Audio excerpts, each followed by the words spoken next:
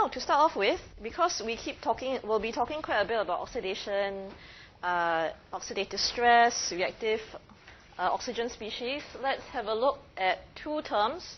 First of all, quite important to understand for this, for having a clearer picture further on. Okay. Now, the first term, oxidation. Have you all heard of oxidation? Once again, a bit of a chemistry recap. Yeah. Oxidation. What is oxidation? Okay, something to do with oxygen. Yes. So, there are two types of chemical reactions. They're not the only kinds of chemical reactions, but these are two types you may come across. The first one is called oxidation. It has to do with oxygen or oxidation. Okay. So as you can see the term here, oxidation, one little clue, sometimes you will see oxygen involved in it. Okay. Now an oxidation reaction happens, if you look at the first line here, magnesium, oxidized into the magnesium ion, and it loses 2 electrons. Okay. So with this reaction, you can see that oxidation basically gives us a hint there is a loss of electrons. Okay, so one of the characteristics of oxidation or oxidation reactions is the loss of electrons. Yeah. Now, not really shown in this reaction here, oxidation, a gain of oxygen. Okay, so the first characteristic you will see for oxidation is, first of all, a loss of electrons. Second of all, for some reactions, if you have to try to identify an oxidation reaction, there is a gain of oxygen. Kind of makes sense, right? Oxidation, oxygen. So there's a gain of oxygen. Yeah. The third characteristic that you will find is in some reactions there is a loss of hydrogen. Okay, loss of hydrogen. So loss of electrons, loss of hydrogen, and gain of oxygen. Okay. So that's basically 3 characteristics of oxidation reactions. Now, you see a second term. Reduction. Reduction essentially is quite the opposite of oxidation. Okay?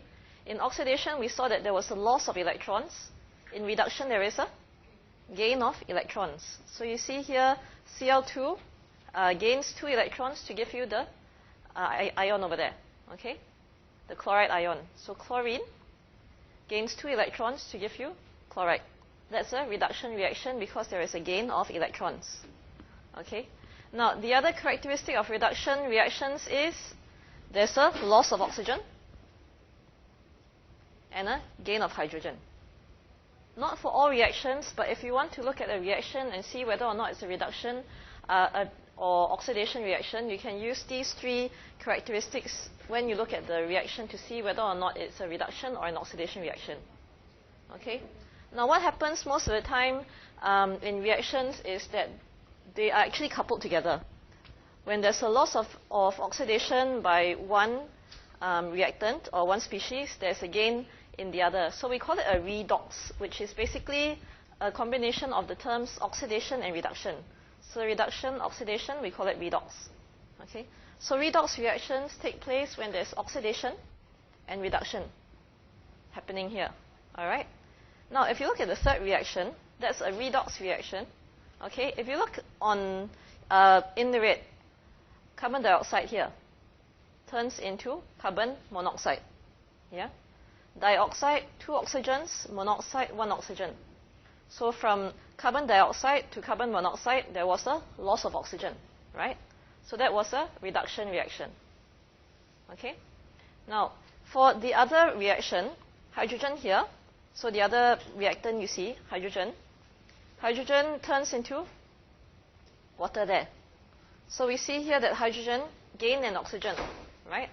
So there was a gain of oxygen, so therefore hydrogen to water is an oxidation reaction. Okay? So basically what happened was that between these reduction and oxidation reactions, there was an exchange of electrons, but that's not really shown here in this form of the reaction, all right? So once again, the 3 main characteristics look at whether or not it has lost or gained oxygen, whether it has lost or gained hydrogen, and whether or not it has lost or gained electrons, to tell whether or not it's an oxidation or reduction reaction. Redox, both take place. Okay? All right. So having talked about oxidation and reduction, we now talk about oxidizing and reducing agents. Okay? A reducing agent basically helps oxidation to take place. Helps reduction to take place. So that's why it's called a reducing agent. It's an agent that causes reduction. But because it causes reduction, it is oxidized.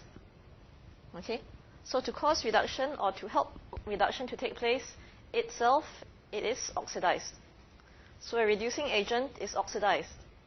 If you want to try to identify which is the reducing agent. Okay? We see here magnesium to the magnesium ion. It's an oxidation reaction. So magnesium is oxidized to the magnesium ion, but it's a reducing agent because it helps the other species to be reduced. Anyone lost so far? Still can? Okay. Yep, no worries.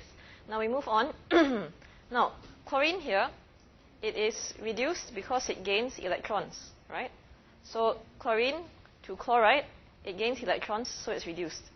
Okay? But because of that, chlorine can help something else to be oxidized. Yeah? So if we look here, basically if you look at the third reaction, right, Fe2O3 turns into Fe.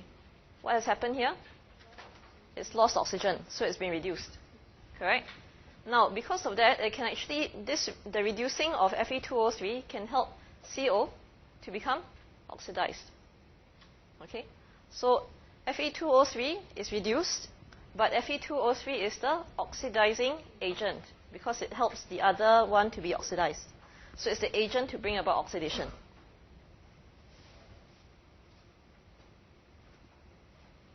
Okay? So Fe2O3 is reduced, but it is the oxidizing agent.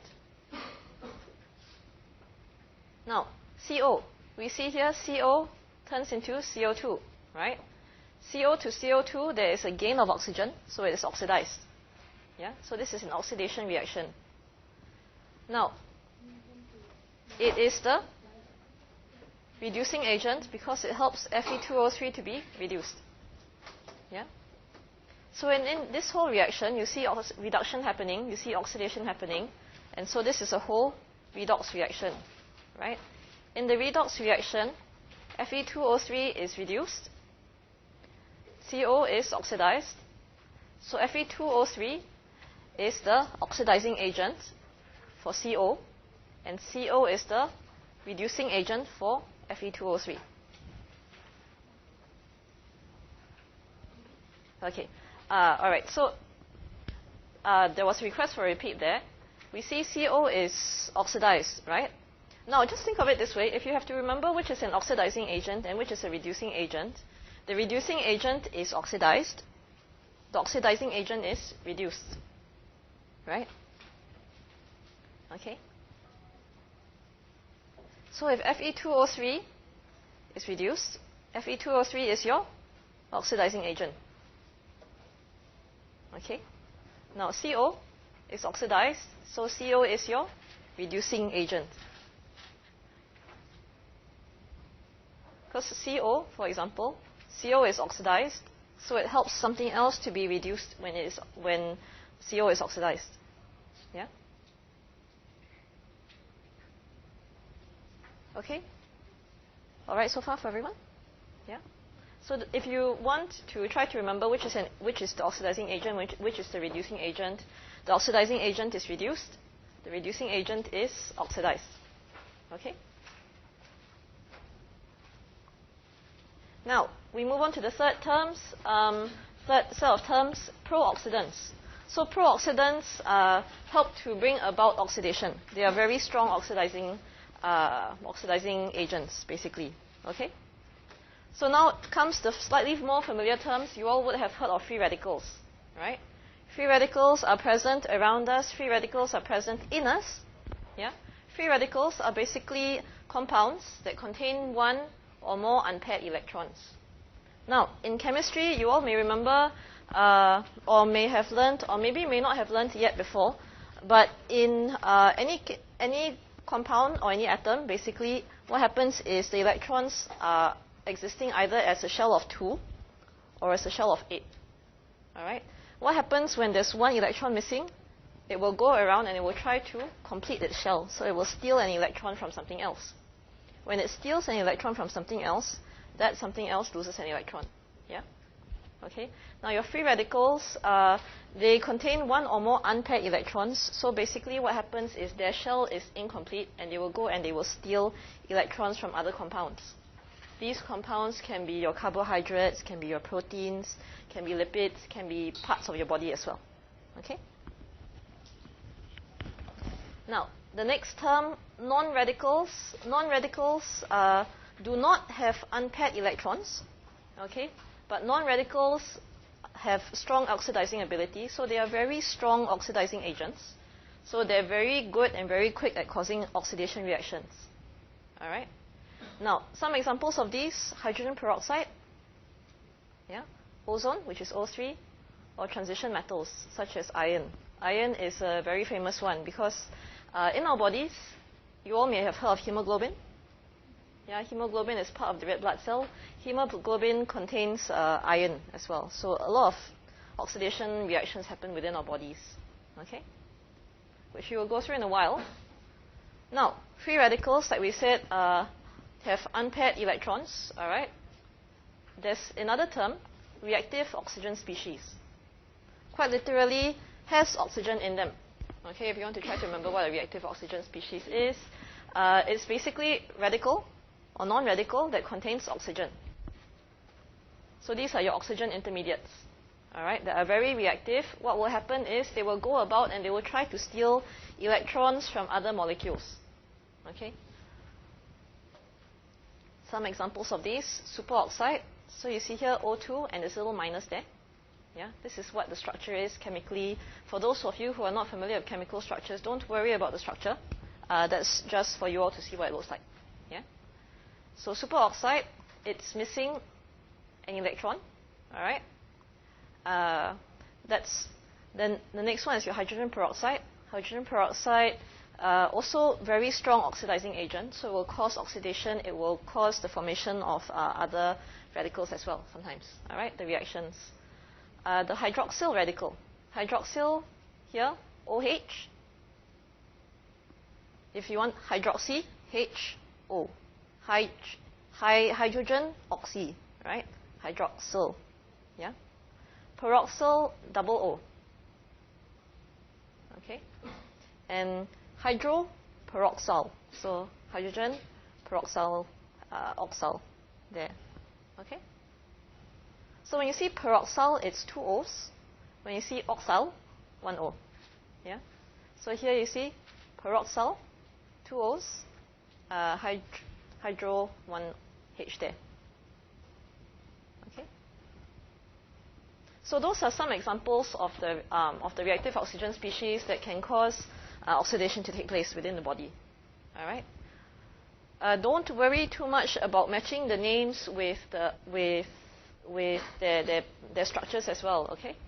We will probably list them either as a name or as the structure itself. Just remember that these are examples of reactive oxygen species. Okay? So why do we mention these? Now, reactive oxygen species you will find occurring quite a lot in the world around us. Fortunately or unfortunately, we humans breathe oxygen, right? Oxygen, you all saw, gets turned into water within the mitochondria, right? So unfortunately, we will take in oxygen, and when the oxygen is not completely reduced, what will happen is you could actually end up with radicals forming along the way. Okay? So oxygen can combine with an electron, and you can actually get all these different species: superoxide, hydrogen peroxide, many of your radicals as well. So oxygen, unfortunately for us, or fortunately, when we breathe, when we live in this world that we are in, we will probably at one point or another, or at a lot of points of our life, come across these reactive oxygen species. Yeah. Now the reactive oxygen species, they can be good, they can be harmful, which we will look at as well. Yeah. like I said before, oxygen we need for energy and your respiration. You all have talked about it in metabolism. You've seen how it is very essential for your energy and for getting energy, especially through the mitochondrial electron transport chain. Yeah. Oxygen is reduced, and the intermediates that you see here are the ones that can be reactive. Okay. Quite a few have unpaired electrons, so that's where you end up with your radicals. Okay. Now, your superoxide and hydrogen peroxide, they can be turned into the hydroxy radical in the presence of iron. So in other words, if you have some of these reactive oxygen species, what will happen is they will continue to multiply and to form other reactive oxygen species. So basically having some around is not good news lah. Yeah? You can get a lot of reactions there. If you have superoxide, what can happen, or hydrogen peroxide, what can happen is they can actually form more of these reactive oxygen species through a series of reactions that we'll look at. This particular one is called the Fenton reaction. Don't worry too much about the name, but this you will find happening quite a bit within like the red blood cells and within parts of the body that have iron in them. For example, some of your enzymes as well. Yeah. Then what happens if you have the radicals? They will go on and they will oxidize other parts of your body. Like I mentioned before, your carbohydrates, your proteins, your lipids. Yeah. Okay. So now that we've talked about how you can get reactive oxygen species from the body or from the mitochondria, yeah, it's not just within the body that we can get reactive oxygen species. You can get it from within the mitochondria, from metabolism. You can get superoxide being formed from inflammation. So if inflammation occurs within the body, you will find superoxide. Yeah. Free radicals as well. You can get, for example, from UV. You can get from ionizing radiation, from smoking, and from air pollution. So there are lots of sources of free radicals and reactive oxygen species. Basically, it's not just from within the body; it's from outside of the body as well. So we are constantly bombarded by all of these. And what we will see later on is the harm it can cause the body. But we will also learn, and we will also see along the way how the body and how other reactions can actually take place to help to counteract this. Okay? So not all hope is lost. Yeah? Like we said before, reactive oxygen species and free radicals, where are they formed? First of all, we look within the body lah. Yeah? Mitochondrial electron transport chain, like we said before. The reduction of oxygen, but along the way, some of the intermediates can form reactive oxygen species, or you can get reactive oxygen species formed as the intermediates. Yeah. So that's a bit of a diagrammatic there. Your cytochrome C oxidase also, the reactions from that can cause the formation of reactive oxygen species and free radicals. As we can see here, your oxygen, through the reduction or incomplete reduction, can form these species, yeah? Which you saw earlier in a few other slides as well. This is just a pictorial view of it. Now, other parts of the body, or other parts of the cells where reactive oxygen species and free radicals can be formed, your endoplasmic reticulum, which is one of the organelles within the cell. Okay, so this is one part of the cell. The microsome, oxidation within the microsome can help to create superoxide. Okay, cytochrome P450 can also create superoxide. There are lots of flavoproteins as well. Okay, so within this part of the cell, all these processes and molecules can actually form reactive oxygen species and free radicals. Okay. Same thing, leukocytes, which are your white blood cells, they can form reactive oxygen species as well. So from the white blood cell, as you can see here in the corner, now this is a very interesting example here, because like what we've been saying so far, reactive oxygen species, free radicals, they're very bad, right? It sounds like they're terrible things. In fact, actually, sometimes they're not always a bad thing. Now, superoxide, which you see here, yeah, formed from inflammation, by the white blood cells, superoxide is actually used as a defense mechanism. So your white blood cell will actually bombard foreign particles, or like, for example, bacteria. If it encounters a bacteria, your white blood cell will attack the bacteria using superoxide. Okay? So superoxide and some of the reactive oxygen species, they're not always a bad thing. But too much is also not very good for us. Also depends what it's being directed at. Yeah? You can think of it as a bullet. Yeah? If the bullet attacks your enemy, then the bullet is good. If the bullet attacks you, then it's not a very good thing. All right? So one of the cells within the body that produces these reactive oxygen species is your white blood cell. Helps to destroy pathogens or the nasties, the bacteria, disease-causing microorganisms. That happens with an enzyme that's called NADP oxidase. Okay? Don't worry too much about the names of these enzymes as well.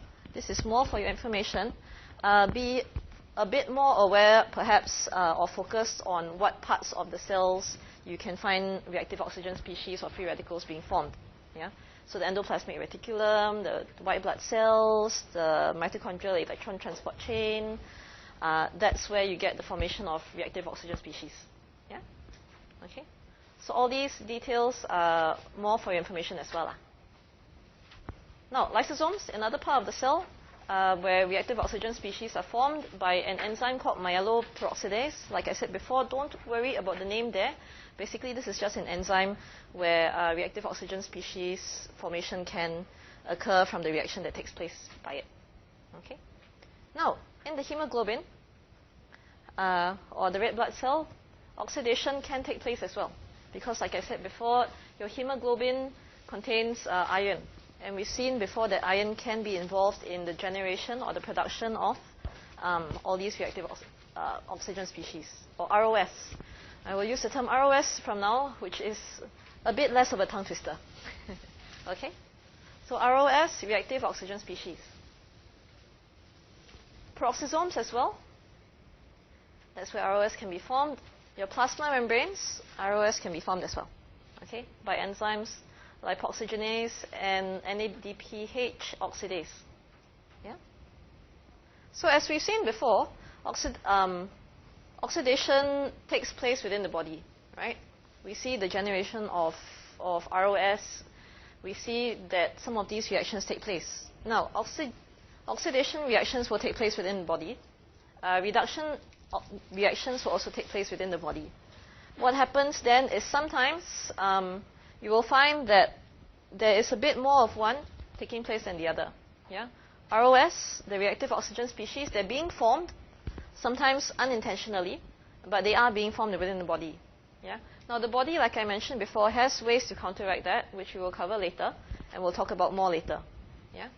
But what happens is, if the body produces too much ROS, it can undergo what we call oxidative stress. So basically, stress from too much ROS. Too much oxidation taking place, too much attack by the reactive oxygen species, the ROS. That's oxidative stress. So as a definition, if you see there on the slide, oxidative stress is basically where formation of ROS is more than the removal of the ROS. Yes?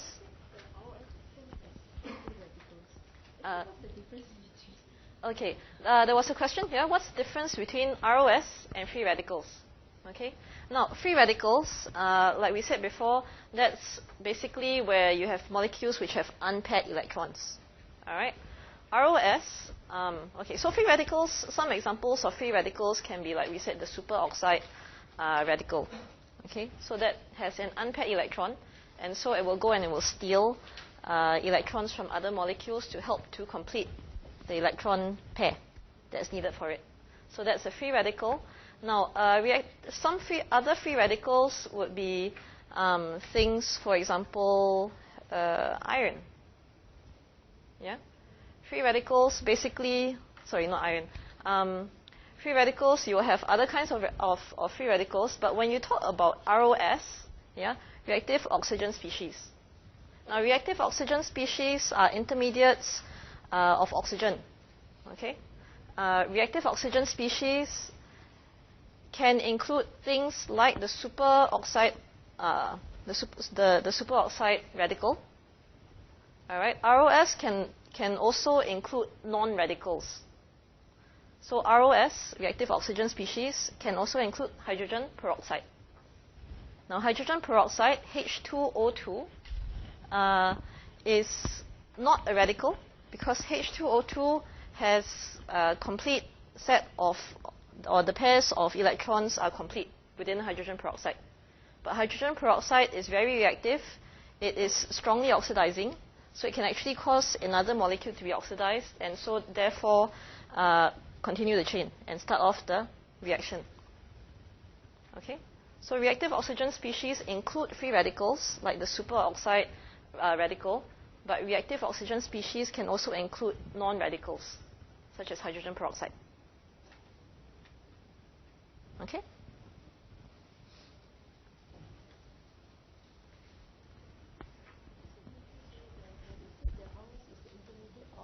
Okay, the question was ROS, intermediates of oxygen, which can be reactive, basically. All right, so you'll find ROS basically will be things like what we showed here. Let me hit back up.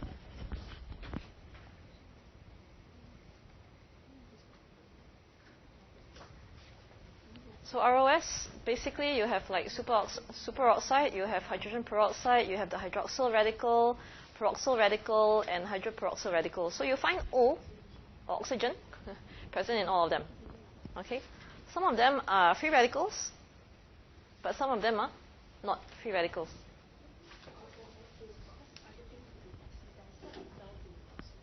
Yes, ROS are what we call oxidizing agents, so they will cause other things to be oxidized. Okay? So they will basically steal electrons from other things.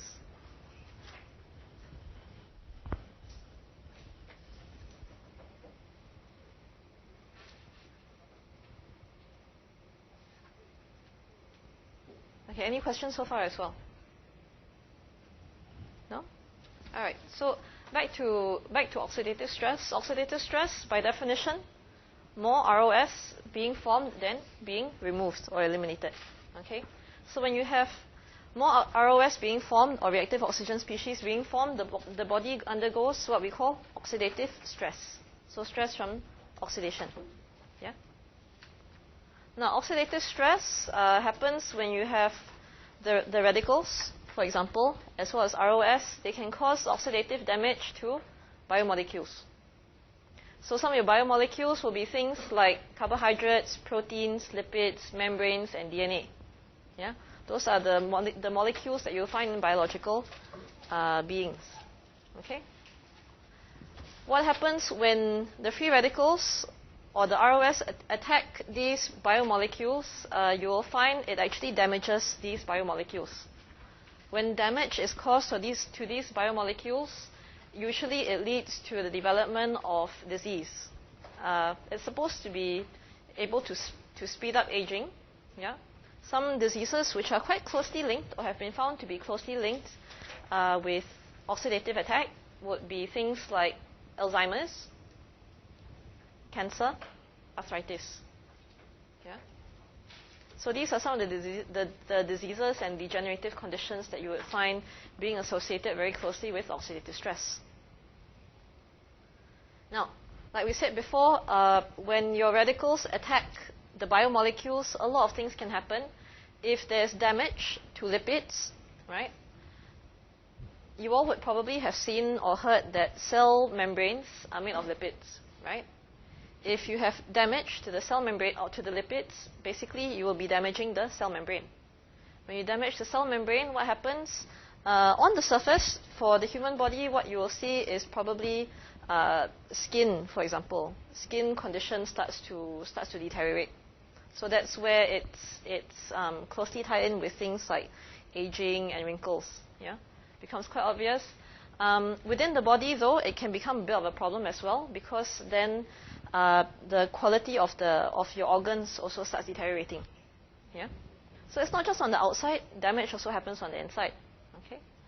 Now, free radicals, they can react with fatty acids, especially the polyunsaturated fatty acids. Now, that you might have heard of in your biochemistry, in other modules, not yet? Polyunsaturated fatty acids. Okay, so maybe you might be going through that later on in this module. There are different kinds of fatty acids. Don't worry too much about it at this point of time. But free radicals tend to have greater impact on polyunsaturated fatty acids. The kind of fatty acids that you will find in fish, your omega-3s. Yeah? Those are polyunsaturated fatty acids.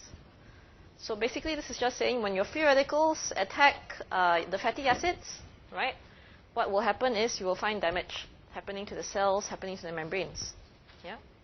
Now, this damage takes place in a series of steps. Okay? When free radicals attack fatty acids or unsaturated fatty acids, the first step in that reaction is what we call initiation. So initiate lah, first step, right? Starts. Chemically, ROOH is the how do we put it? Would be representative of your fatty acid. Yeah. Okay, so you have ROH. If, for example, if there is iron there, what will happen is you will generate a free radical. Okay. So basically, initiation will be when the free radical is generated. Yeah. When you have the generation of the free radical, what happens now? You have a free radical. The free radical has unpaired electrons. Yeah. If there's unpaired electrons, what will it do? It will go around and it will steal electrons from somewhere else, right? So this here, this radical, it will steal an electron from another molecule, which means that now the other molecule has unpaired electrons, correct? So now that other molecule will go on and continue to steal electrons from other molecules, okay? So that then leads to what we call propagation or the chain reaction. So the moment you start with one radical, it becomes a chain reaction because each one will keep stealing an electron to complete itself. When it steals an electron to complete itself, it causes something else to have an unpaired electron, so that something else will go off to another molecule and steal another electron. Okay? So that's why we call it a chain reaction. It's a non-stop reaction. Propagation. All right? So for example, we saw the radical just now. The radical will react with lipids, it will react with proteins, it will react with DNA. It is completely random. So what it attacks, you cannot tell definitely. Yeah? When it does that, when it attacks lipids or proteins or DNA, what will happen is it will destroy that molecule. It will change the structure, it will change how well it holds together or the integrity. So if you have cell membranes and they are attacked by free radicals, the cell membranes will not be able to function as well. There will be changes in fluidity, in how well the molecules flow within the membrane, how permeable your membrane will be. So your cell membrane usually only lets certain things in and certain things out. If it is attacked by free radicals and the structure changes, it may let everything in or things that are which are not supposed to be let in. At the same time, it may let other things out as well. Yeah? Metabolic functions also. So if you change a protein, then it may change its function. Okay? Now, after all the chain reactions have taken place, how can this whole set of reactions stop, right? Because it sounds like it will be non-stop. One steals from another, that one steals from something else, that one steals from something else again. And how does it end in the end? When you have two radicals, and they meet each other, and they cross-link. Okay? When two radicals meet and they cross-link, they get attached to each other. They form up. Yeah? So you can get two similar radicals forming a cross-linked product, or you can get two totally different radicals from two different molecules linking up as well.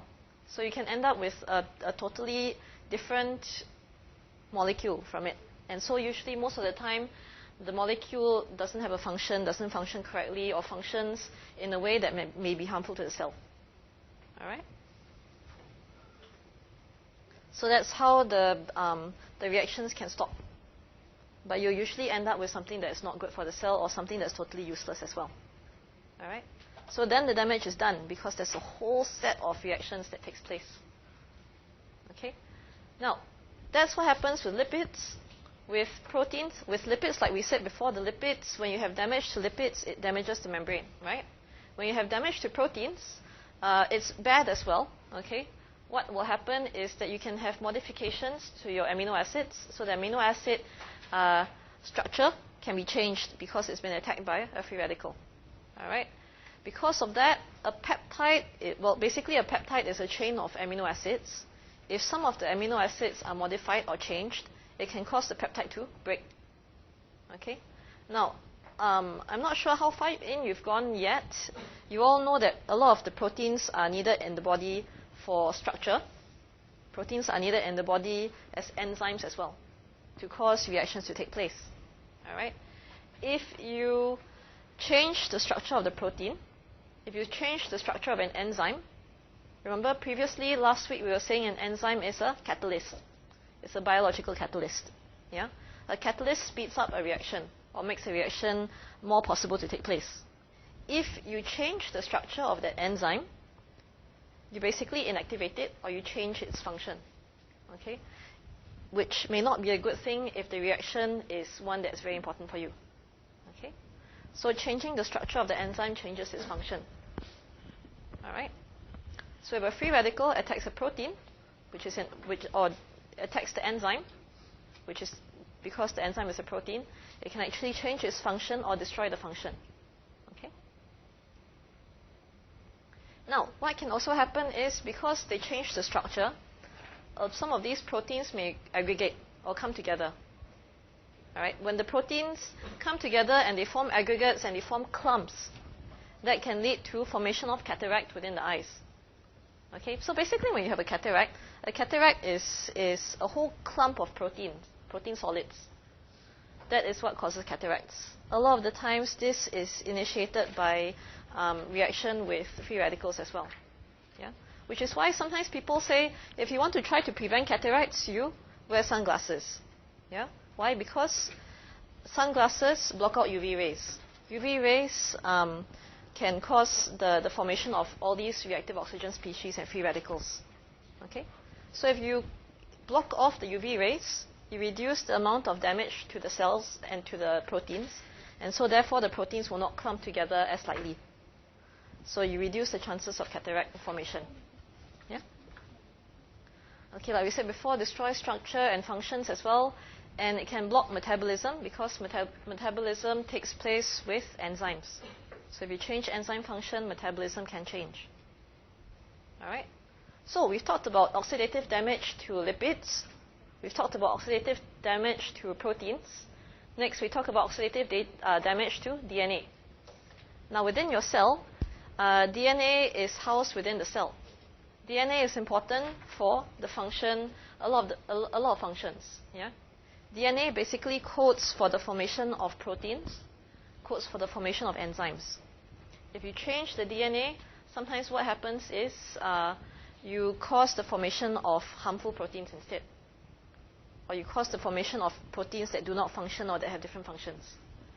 What can also happen is when DNA is damaged, the DNA structure itself changes. Okay? You could have breaks in the DNA, which you can see here, a little break there. You can have new bases or new parts of the DNA being formed, so therefore you form different proteins. Now, all this can lead to certain functions not actually happening properly. Some of this can lead to the formation of things like cancer, okay, in disease. Because if you change the DNA, you change the enzyme or the protein that's formed. So a malfunction there can actually cause a malfunction in the bigger picture. All right?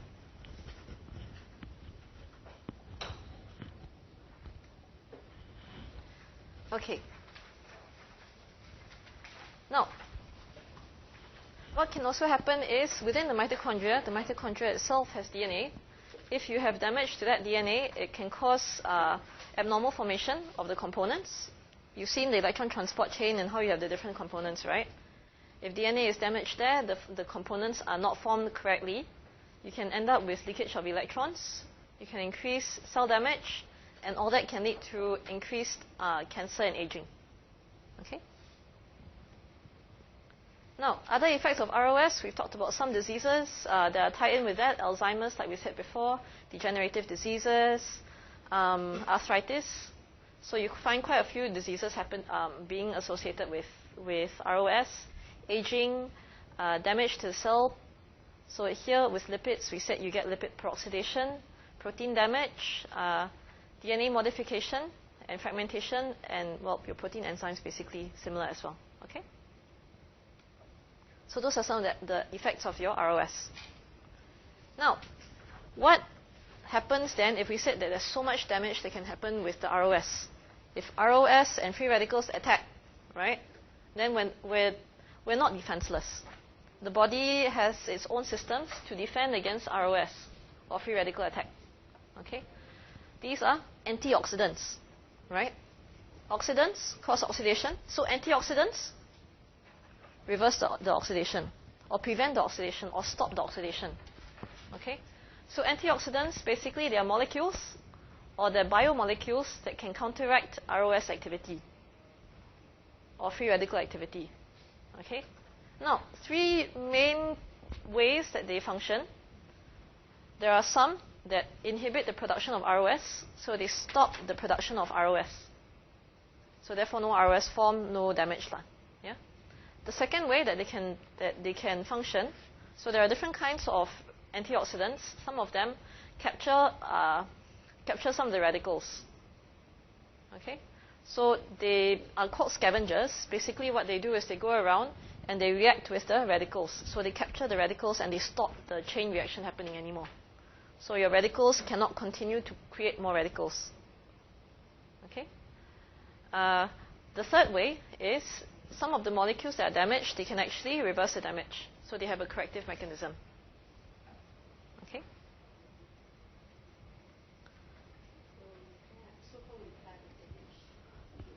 Yes, the question was, will they...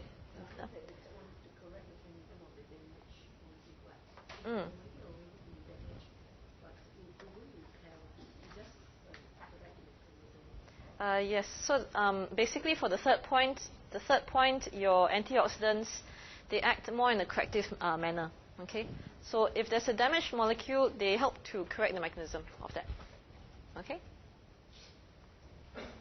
So it's sort of three-pronged. You have the prevention, so you totally prevent the formation of the enemy, yeah? Or you can capture the enemy if it has already started, or whatever damage the enemy has made, you can fix that in a way. Quite limited though, in a way. Yeah? Different kinds of antioxidants that you all may come across or hear of. These are some of the more famous ones. There are actually a whole lot more, but these are some of the more well-known examples. All right? Some enzymes, so like we said before, the catalysts within the body, the catalysts that are made of proteins within a cell, okay? Your enzymes, superoxide dismutase, or you may hear of SOD. You all may have heard of SODT, SODT, yeah? Superoxide dismutase and antioxidant, all right? Glutathione peroxidase, also enzymes within the body. So these are proteins. Basically, an enzyme is a protein. So these are protein antioxidants. Functioning protein molecules within the body that act as antioxidants to reverse the effects of your ROS, or to help to fight against ROS. Okay?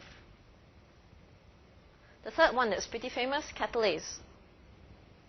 Yeah, these are all three enzymes. Superoxide dismutase, SOD. Glutathione peroxidase, you'll see its short form is GPX. Catalase is another one. Okay? Now, there are also non-enzymatic antioxidants. So these are basically molecules, but they are not proteins. They're not enzymes. Okay? Tocopherol is otherwise known as, anyone knows? Vitamin E. Right. So tocopherol, whenever you see the term tocopherol, vitamin E.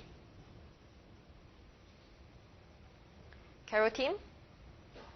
Okay. Coenzyme Q10, and ascorbate. Ascorbate is vitamin C. That's right.